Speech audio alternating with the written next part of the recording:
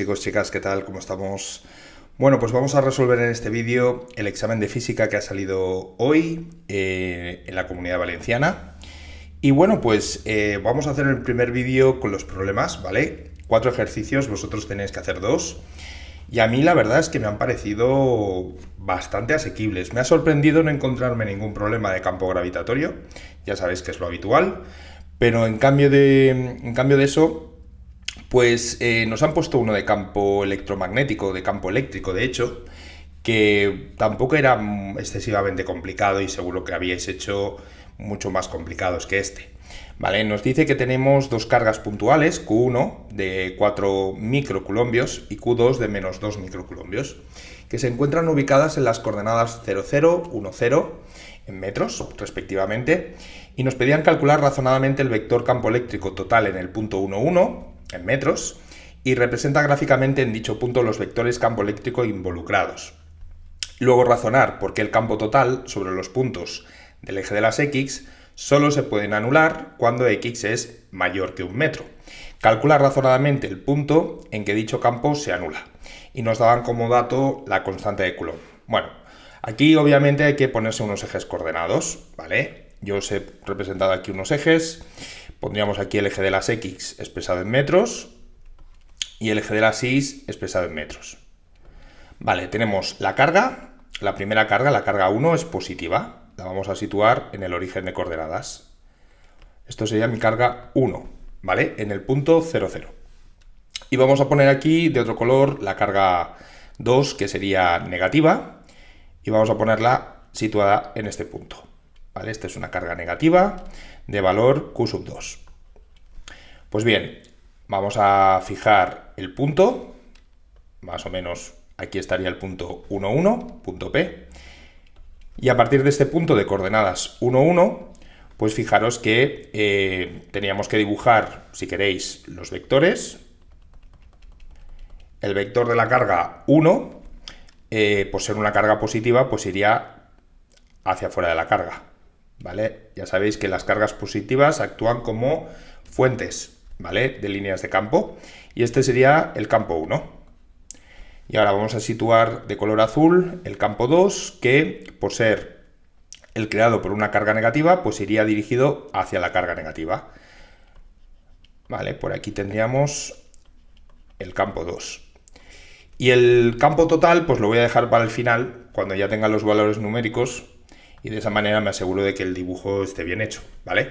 Pero bueno, en principio yo creo que esto va a venir más o menos por aquí y que tendríamos por aquí el campo resultante, ¿no? Podéis hacer la regla del paralelogramo para dibujar más o menos por dónde vendría este campo total, ¿vale? Este sería mi vector campo total en el punto P, que es obviamente la suma vectorial del campo 1 más el campo 2, y aquí podríais decir que estabais aplicando el principio de superposición. Vale, para calcular el campo creado por la carga 1, pues aplicáis la constante de Coulomb por el valor de la carga 1, dividido entre la distancia al cuadrado, y la distancia sería esta de aquí. Bueno, pues era fácil porque como estamos en el punto 1, 1 y este es el punto 0, 0, pues sería un vector, digamos, el vector posición era el 1, 1, es decir, I más J.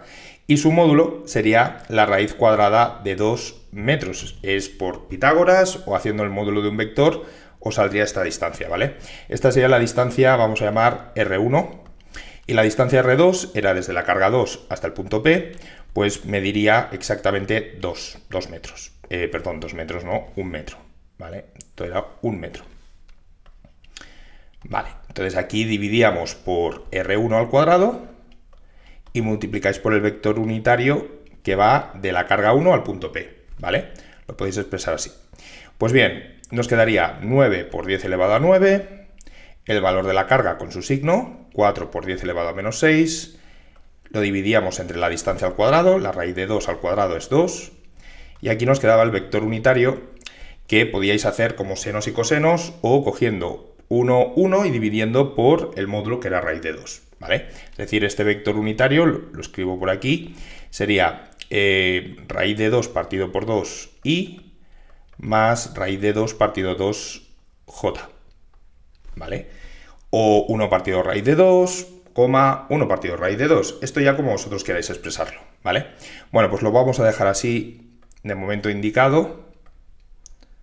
Raíz de 2 partido 2, J.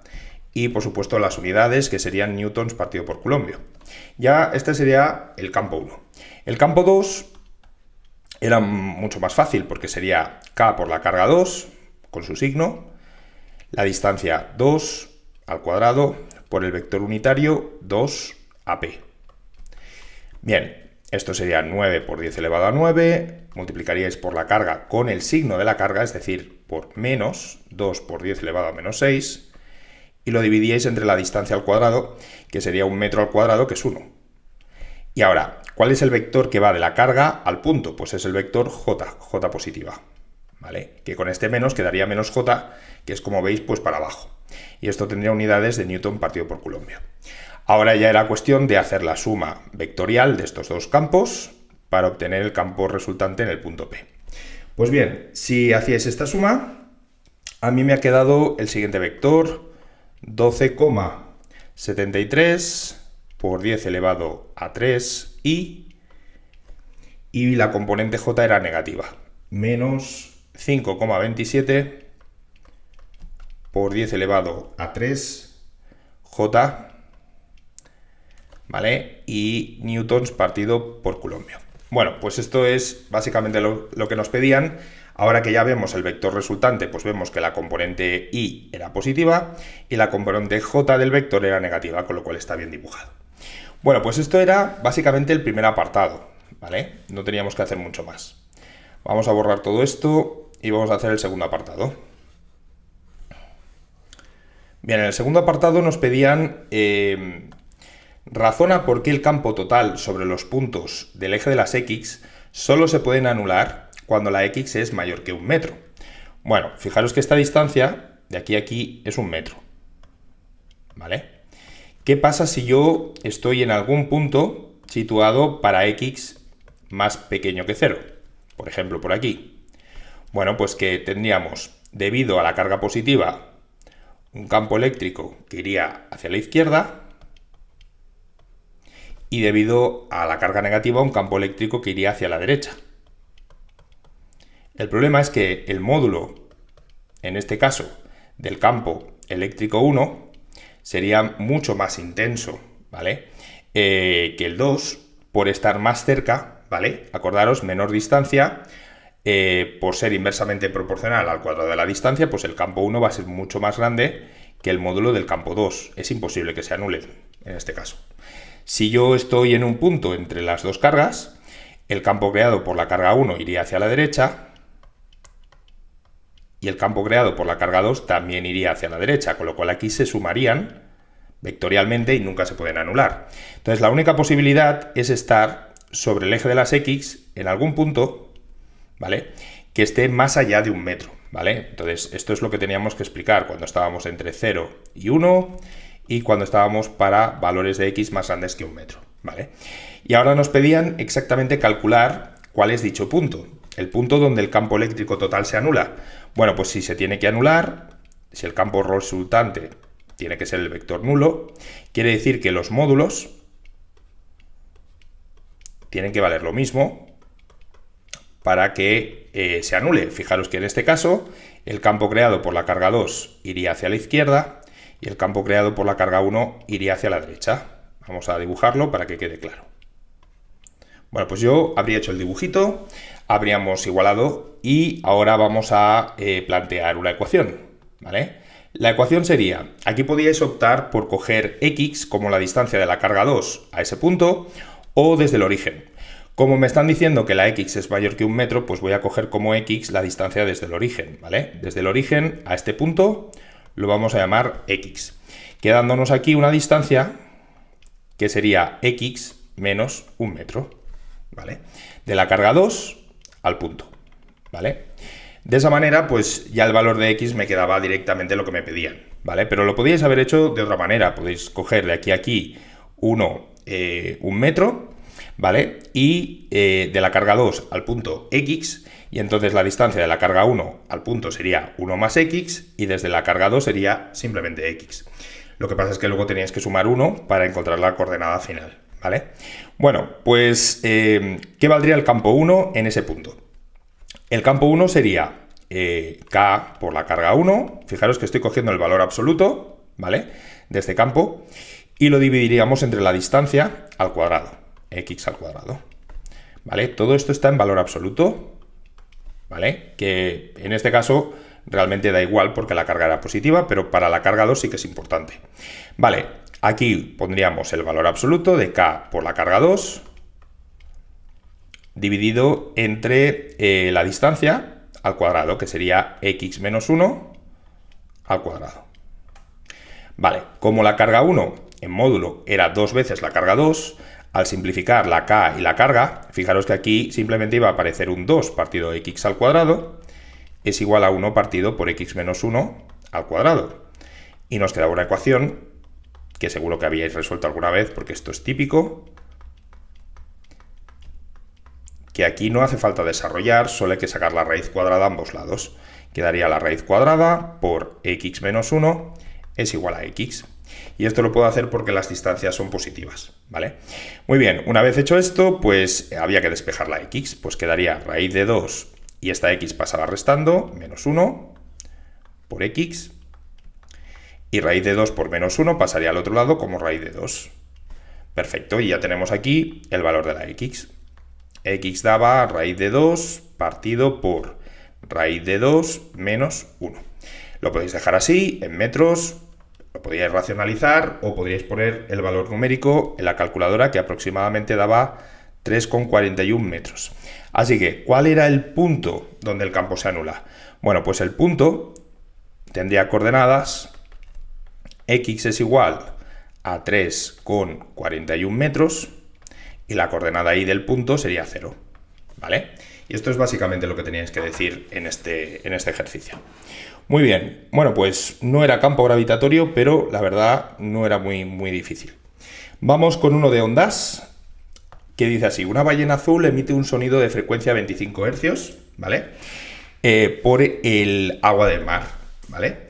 Nos dicen que consideremos una onda armónica y unidimensional que se propaga en el sentido positivo del eje de las X con una velocidad de 1500 metros por segundo, que en t igual a 0 y en x igual a 0 metros la función de onda se encuentra en un máximo de valor 32 micrómetros, y determinar la longitud de onda en la fase inicial, escribir la función de onda en unidades del sistema internacional, y, bueno, perdón, que aquí se me ha colado una I, internacional, y utiliza la función seno para resolver el problema. Bueno, pues vamos a ver. Lo primero vamos a apuntar los datos que tenemos: frecuencia 25 Hz, teníamos el dato de la velocidad de propagación serían 1500 metros por segundo, que más o menos es la velocidad del sonido en el agua, ¿vale? Nos daban la amplitud, porque me dicen que la elongación es máxima y vale esto, por lo tanto esto eran 32 micrómetros, pero como me piden trabajar en el sistema internacional, pues 32 por 10 elevado a menos 6 metros. Y luego nos decían este dato, ¿no? Que I en 0, 0, para t igual a 0 y para x igual a 0, teníamos un máximo, con lo cual esto valdría A, ¿vale?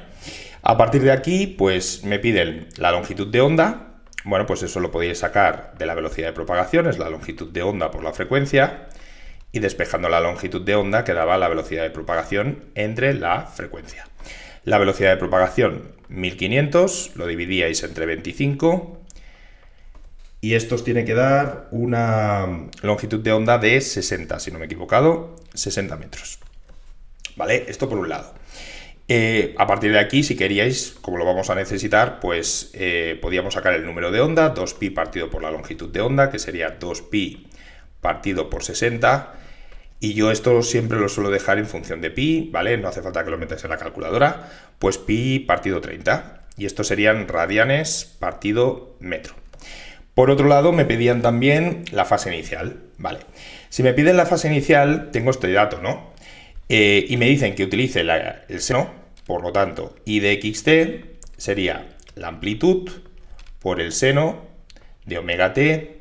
Como me dice que se propaga en el sentido positivo del eje de las x, aquí teníais que poner un menos k por x, más la fase inicial. Esto sería mi función de onda. En estas condiciones, en el 0, 0, con estas condiciones iniciales, pues esto que nos quedaría a por el seno de la fase inicial, ¿no? Sustituyendo t por 0 y x por 0 se nos iba. Y para que esto se cumpla, pues el seno de la fase inicial tiene que valer 1.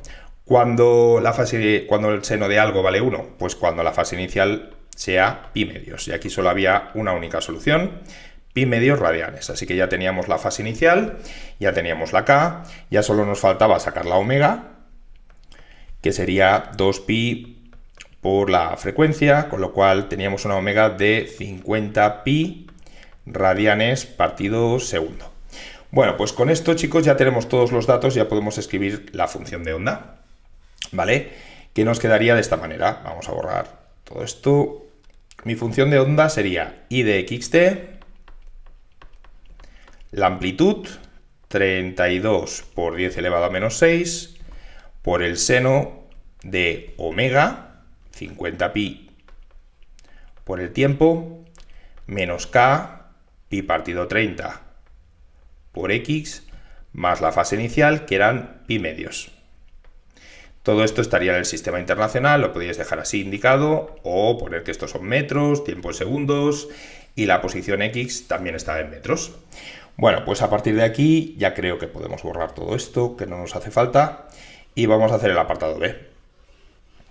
Bien, aquí nos decían cuál es el valor de la función de onda y la velocidad de vibración de una partícula del medio situada en x igual a 300 metros para un instante t igual a un segundo.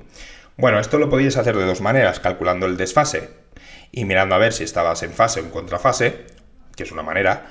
La otra es, pues, calcular la velocidad de vibración, que es la derivada de la elongación respecto del tiempo. Mirar a ver qué vale esto, pues derivando un seno nos quedaría un coseno y acordaros que sale la omega fuera. Con lo cual 32 por 10 elevado a menos 6 por 50 por pi por el coseno de 50 por pi por t menos pi partido 30 por x más pi medios. Esto tendría unidades de metro partido por segundo porque es una velocidad de vibración. Ahora ya tenemos la I, ya tenemos la V, en función del tiempo y de la posición, pues solo había que sustituir, ¿vale? La X por 300 metros y el tiempo pues por un segundo. Vale, vamos a fijarnos en lo que había dentro del seno, ¿vale? 50 pi por t menos pi partido 30 por x más pi medios. Vale, pues coger eso y fijaros que cuando el tiempo vale 1 y la x vale 300, nos quedaba 50 pi menos el 30, con el 30 se iba y me quedaba 10 pi. Es decir, 50 pi menos 10 pi más pi medios, es decir, 40 pi más pi medios. Pero 40 pi es un número entero de veces 2pi, con lo cual estábamos dando vueltas. Esto es equivalente a tener una fase de pi medios. Y el seno en pi medios vale 1, con lo cual, ¿qué teníamos? Pues una elongación de 32 por 10 elevado a menos 6 metros. Exactamente la misma que teníamos al principio, porque esto estaba en fase, ¿vale? Muy bien, ahora podríamos hacer lo mismo razonamiento. La fase va a ser la misma. Fijaros que aquí nos va a volver a quedar pi medios, pero ahora el coseno de pi medios vale 0. Así que, ¿qué valía la velocidad en x igual a 300 y t igual a un segundo?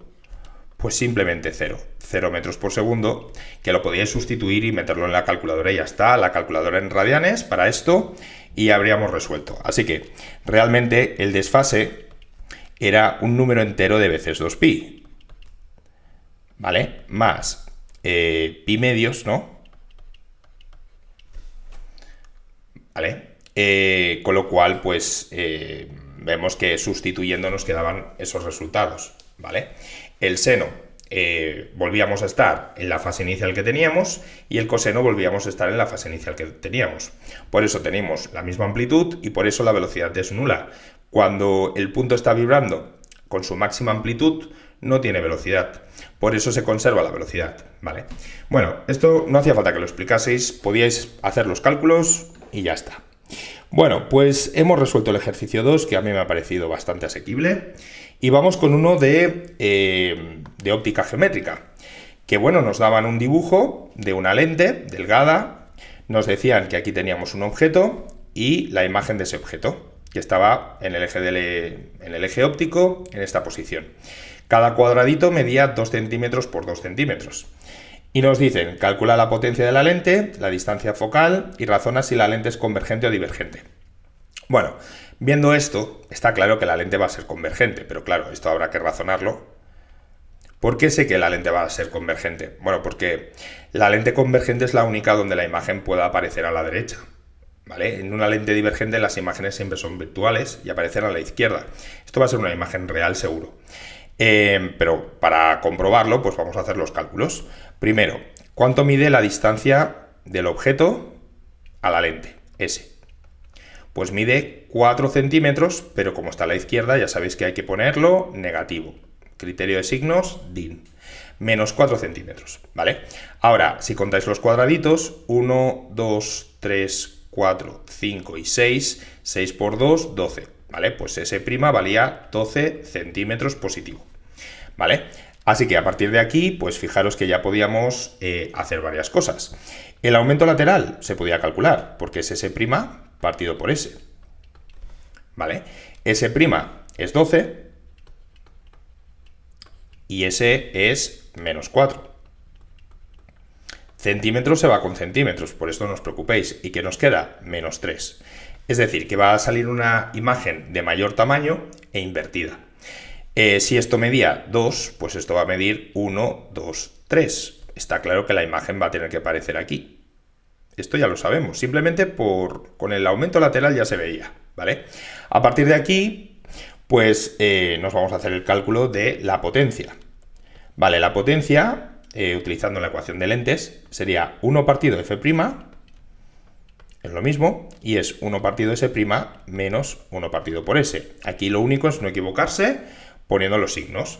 Pues 1 partido por s' sería 1 partido, aquí voy a trabajar en metros, 0,12 metros, y le restábamos 1 partido por s, que es menos 4, pero 4 centímetros, así que 0,04.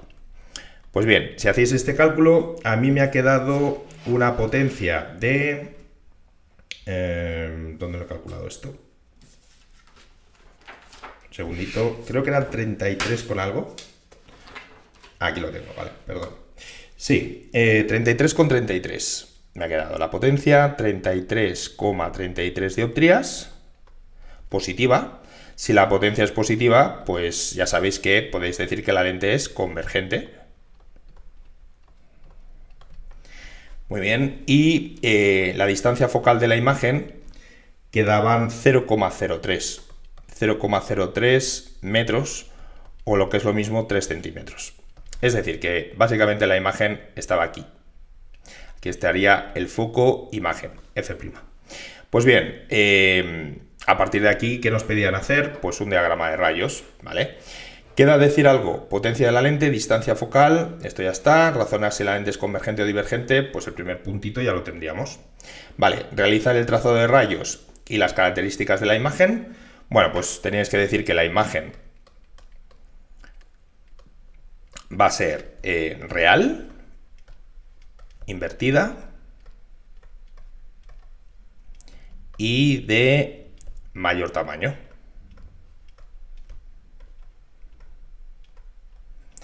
Y para sacar el tamaño de esta imagen, pues multiplicabais el aumento lateral por i, ¿no? Aumento lateral por i, menos 3 por 2 centímetros, os tiene que salir un tamaño de menos 6 centímetros, que es básicamente 1, 2, 3, estos 3 cuadraditos que veis que bajaba la lente, ¿vale? Y ya por último, pues vamos a ver el diagrama de rayos. Bueno, pues con todos estos datos que hemos visto, el diagrama de rayos os lo pongo por aquí, quedaba algo así, ¿vale?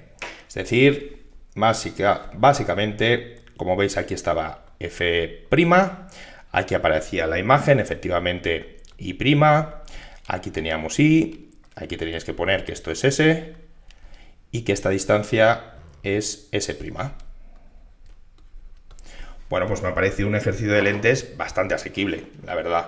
No nos han preguntado en este caso nada de hipermetropía, ni miopía, ni de nada, con lo cual, pues bien, muy bien. Venga, vamos con el cuarto problema. Cuarto problema era de física relativista, ¿vale? Entonces, en este ejercicio combinaban un par de cosas.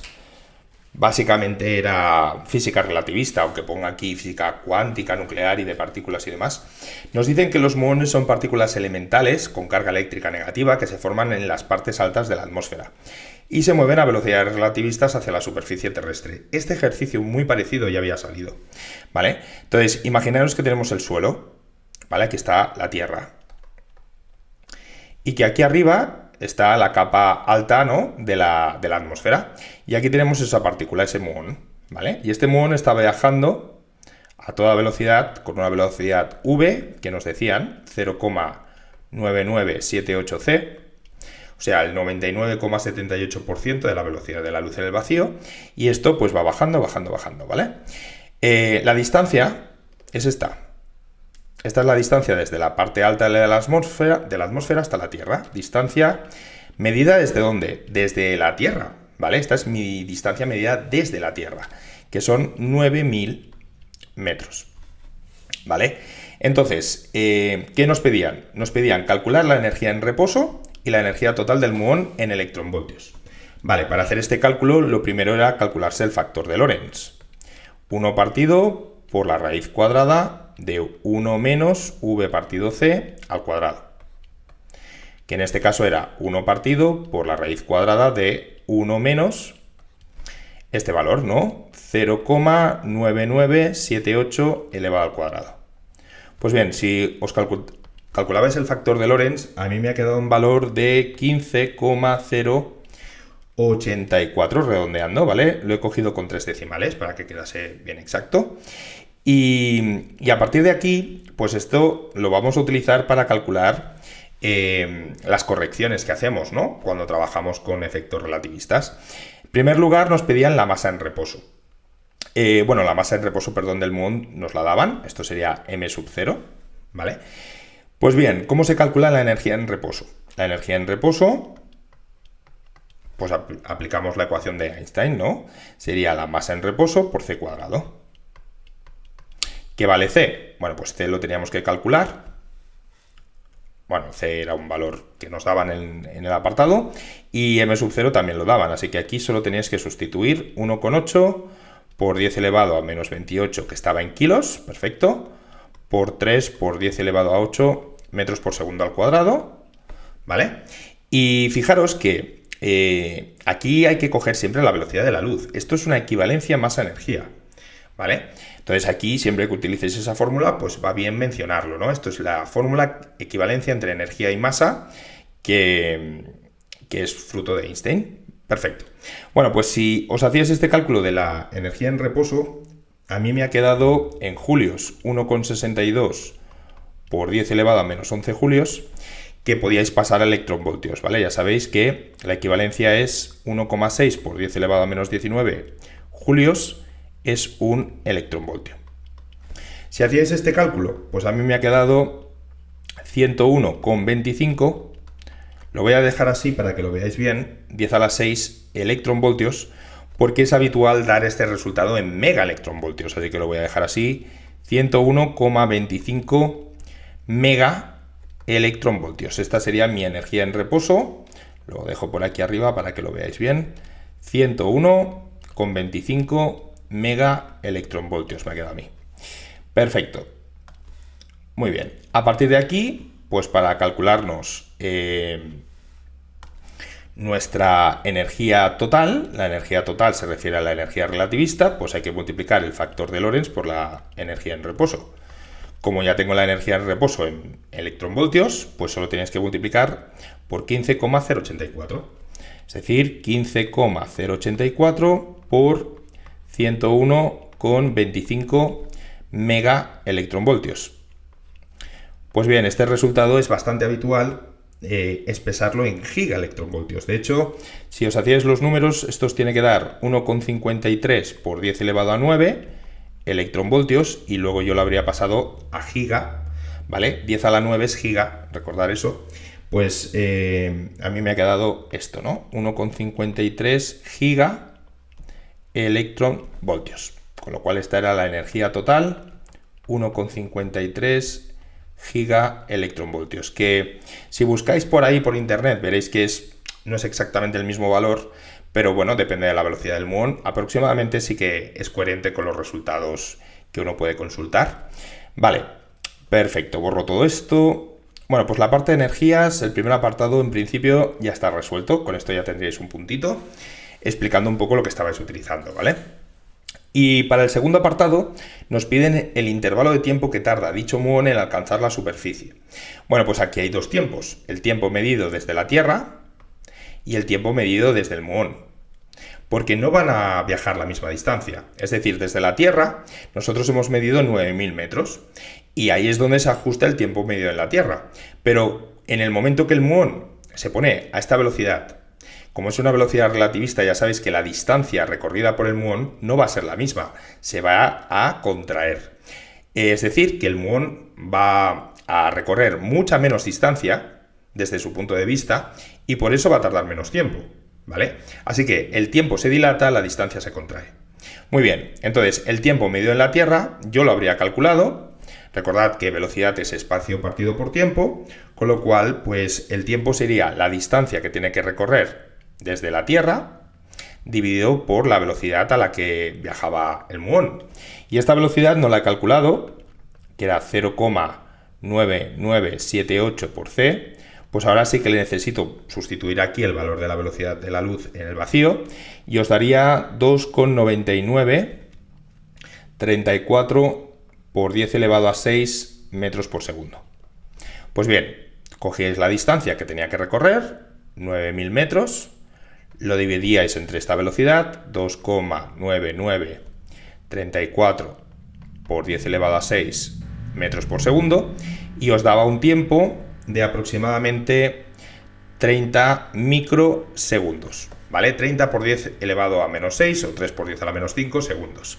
Yo lo he dejado en microsegundos, que es también una unidad bastante habitual para estas cosas, ¿vale? Si alguien lo dejaba en segundos, ningún problema, ¿vale? Os lo van a poner bien igual, porque estamos en el sistema internacional. Muy bien, a partir de aquí, ¿cómo me calculo yo el tiempo medido desde el muón? Bueno, pues, ¿cuál es la relación? La relación es que el tiempo medido desde la Tierra, ¿vale?, va a ser el factor de Lorentz por el tiempo medido desde el muón. Es la típica fórmula que vosotros normalmente veis así, ¿no? El tiempo, variación de tiempo, es factor de Lorentz por el tiempo propio. El tiempo propio es respecto al sistema que está en reposo para él mismo. Es decir, cuando tú estás viajando con el muón es como si no te movieses. En cambio, desde la Tierra vemos que el muón sí que se mueve, ¿no? Bueno, pues esta era la formulita que teníais que aplicar y yo ya os he puesto pues las variables que teníamos aquí. Así que el tiempo para el muón va a ser el tiempo medido desde la Tierra dividido entre el factor de Lorentz, que os tiene que dar un tiempo menor, como es lógico, ¿vale? Muy bien, pues 30 microsegundos, lo dividíais entre 15,084 y esto os daba aproximadamente 2 microsegundos. Perfecto, así que el tiempo que tarda el muón en alcanzar la superficie medido desde el sistema de referencia de la Tierra, 30 microsegundos. Y medido respecto a un sistema de referencia que viaja con el muón, 2 microsegundos. Bueno, pues esos eran los 4 problemas. Espero que os haya salido muy bien y mucha suerte. Nos vemos, muchas gracias.